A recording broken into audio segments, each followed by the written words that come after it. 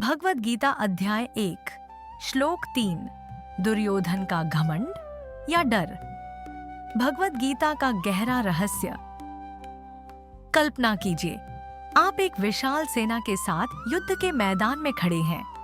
आपको अपनी शक्ति पर पूरा भरोसा है, लेकिन जैसे ही आप दुश्मन की सेना को देखते हैं, मन में हल्की घबराहट होने लगती है। दुर्योधन के साथ भी यही हुआ। जब उसने पांडवों की सेना को देखा तो वह अंदर से हिल गया। उसने देखा कि वह सेना बेहद संगठित और मजबूत थी। सबसे बड़ी चिंता की बात यह थी कि उस सेना का नेतृत्व धृष्टद्युम्न कर रहा था, जिसे उसके अपने गुरु द्रोणाचार्य ने प्रशिक्षित किया था। वह तुरंत द्रोणाचार्य के पास गया और पांडवों की सेना की ओर इशारा करते हुए बोला, भगवद गीता श्लोक 1.3 पश्येता पांडुपुत्राणामाचार्य महतीम चमूम व्यूढ़ाम द्रुपद पुत्रेण तव शिष्येण धीमता। अर्थ, दुर्योधन कहता है, आचार्य देखिए, पांडवों की यह विशाल सेना कितनी अच्छी तरह तैयार की गई है। इसे आपके ही बुद्धिमान शिष्य द्रुपद के पुत्र धृष्टद्युम्न ने संगठित किया है।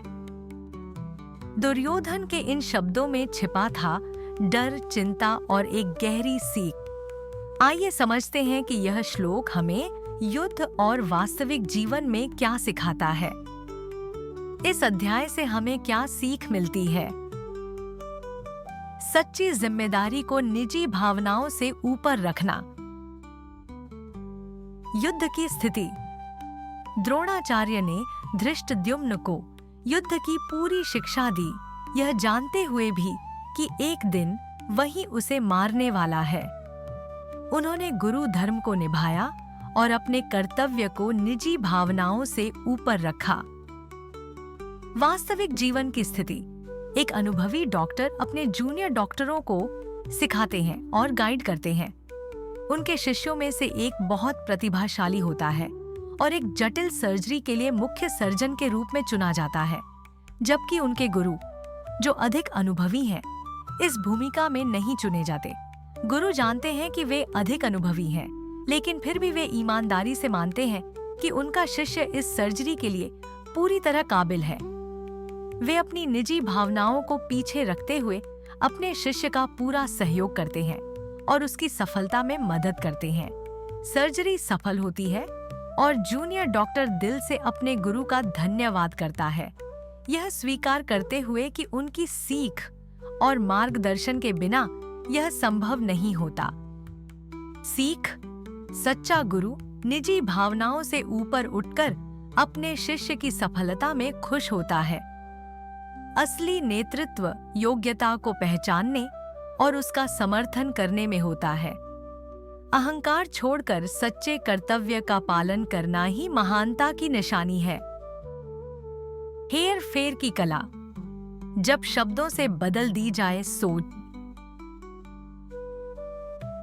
युद्ध की स्थिति। दुर्योधन द्रोणाचार्य को प्रभावित करने के लिए चतुराई से बोलता है।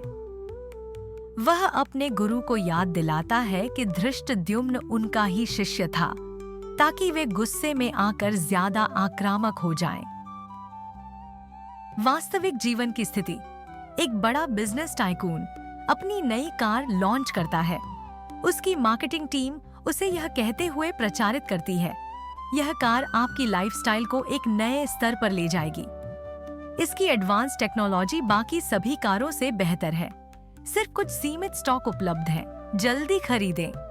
ग्राहक जल्दी खरीदारी कर लेते हैं, लेकिन कुछ महीनों बाद उन्हें एहसास होता है कि कार में कोई असाधारण तकनीक नहीं थी, बस मार्केटिंग स्ट्रेटजी ने उन्हें प्रभावित किया था। कई ग्राहक खुद को ठगा महसूस करते हैं और सोशल मीडिया पर नेगेटिव रिव्यू देना शुरू कर देते हैं। सीख। शब्दों का प्रभाव बहुत गहरा होता है। सुनने से पहले सोचें, निर्णय लेने से पहले जांचें। हर चमकती चीज सोना नहीं होती। कोई भी निर्णय भावनाओं में बहकर नहीं, तथ्यों और सच्चाई को देखकर लें।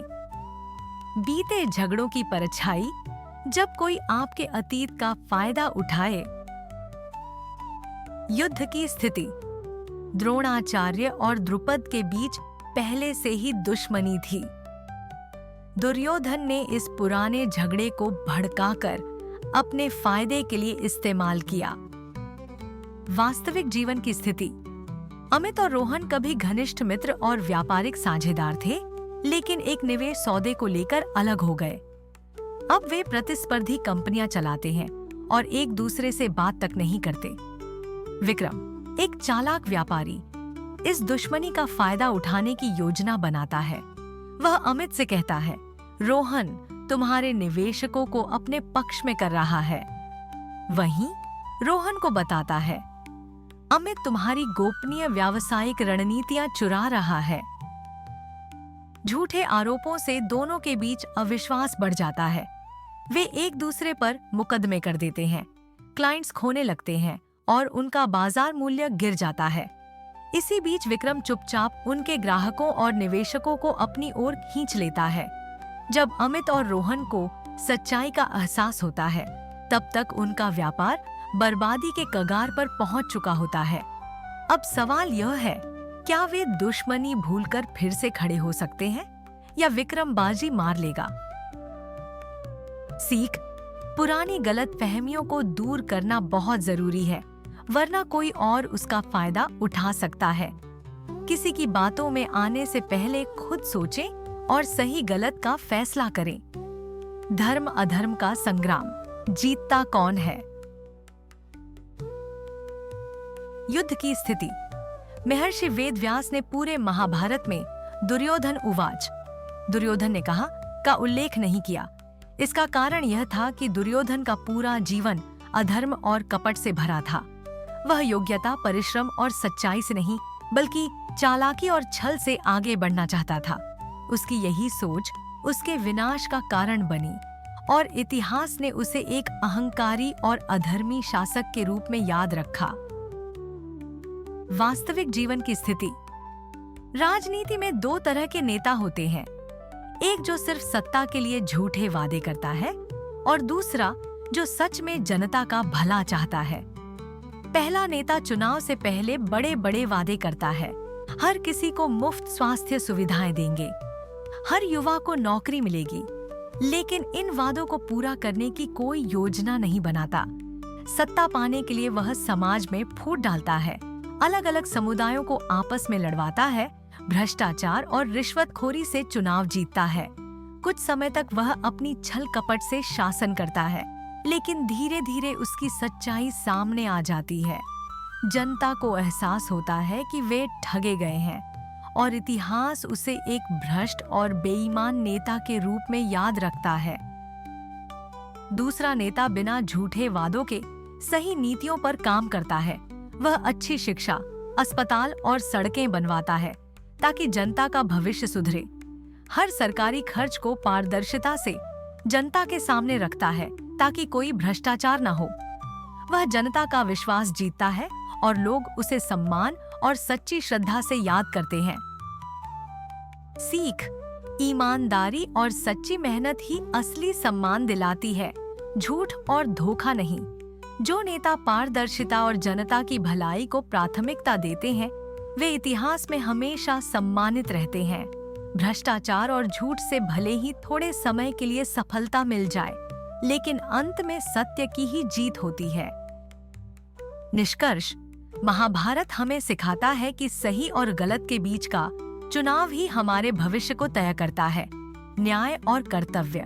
द्रोणाचार्य ने धर्म निभाया और शिष्य के प्रति पूर्वाग्रह नहीं रखा। हमें भी अपने फैसले निष्पक्ष और न्यायपूर्ण रखने चाहिए। शब्दों की शक्ति। दुर्योधन ने चतुराई से शब्दों का इस्तेमाल किया, लेकिन द्रोणाचार्य उसके प्रभाव में आ गए। हालांकि सच्चाई हमेशा जीतती है। हमें भी बिना जांचे परखे किसी के प्रभाव में नहीं आना चाहिए। पुरानी दुश्मनी का प्रभाव। अगर हम बीते विवादों को सुलझाने की बजाय उन्हें ढोते रहेंगे, तो कोई और हमारे मतभेदों का फायदा उठा सकता है। सच्चाई और छल कपट का फर्क। ईमानदारी और जनता की भलाई के लिए किया गया कार्य व्यक्ति को अमर बनाता है, जबकि झूठ और भ्रष्टाचार अंततः विनाश का कारण बनते हैं। अहंकार और छल से भले ही तात्कालिक जीत मिल जाए, लेकिन सच्ची सफलता और सम्मान हमेशा सत्य, धर्म और ईमानदारी से ही मिलती है। संख्या से नहीं, संकल्प से जीत होती है। छल से नहीं, चरित्र से सम्मान मिलता है। दुर्योधन की विशाल सेना थी, लेकिन कोई उसके लिए मरने को तैयार नहीं था। पांडवों के पास संख्या में कम योद्धा थे, लेकिन उनका संकल्प अटूट था। तो सवाल यह है, क्या हम अपनी जिंदगी में सिर्फ ताकत और चतुराई पर निर्भर रहेंगे, या सत्य, धर्म और सही मूल्यों को अपनाकर सच्ची सफलता पाएंगे? वीडियो देखने के लिए धन्यवाद। अगर आपको यह ज्ञान उपयोगी लगा तो लाइक करें, शेयर करें और चैनल को सब्सक्राइब करें ताकि यह सीख और लोगों तक पहुंच सके। आपका समर्थन हमें भगवद गीता की इन अनमोल बातों को और लोगों तक पहुंचाने में मदद करता है। जल्द ही मिलेंगे अगले वीडियो में एक नई रोचक सीख के साथ। धन्यवाद।